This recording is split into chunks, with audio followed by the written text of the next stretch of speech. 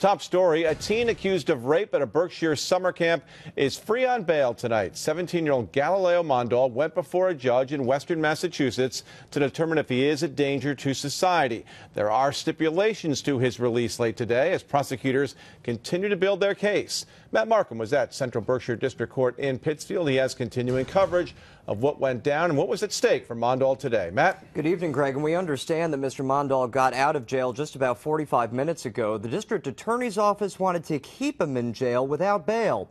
He's accused, along with two 16-year-old soccer players from the Boston area, of assaulting younger teens with a broomstick at a sports camp in the Berkshires.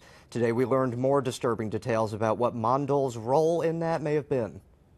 According to victim number one's statement, he said that this defendant was trying to dissuade the other two co-defendants by saying, "Don't do it, you may get in trouble." But prosecutors say something changed in Galileo Mondol's mind. Another statement made to police indicated he wanted to take part after one freshman soccer player was already assaulted in a cabin at this camp in Otis.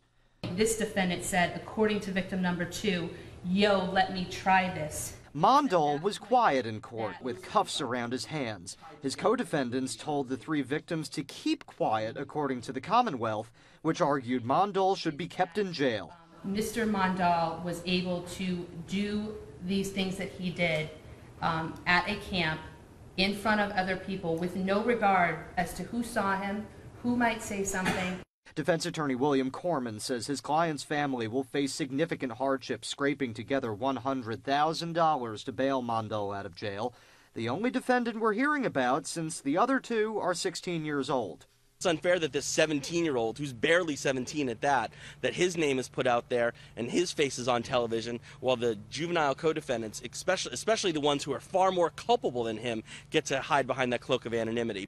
The same statements from witnesses and victims prosecutors are using to prove Mondol's guilt instead prove his lack of involvement for the defense.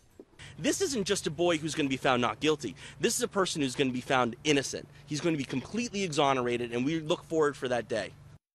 And again, the defense attorney tells us that Mr. Mondol is out of jail, but he will be back in court early October for a pretrial hearing.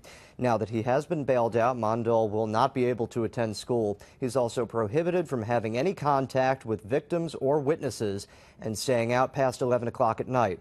Mondol also must surrender his passport to authorities. Greg?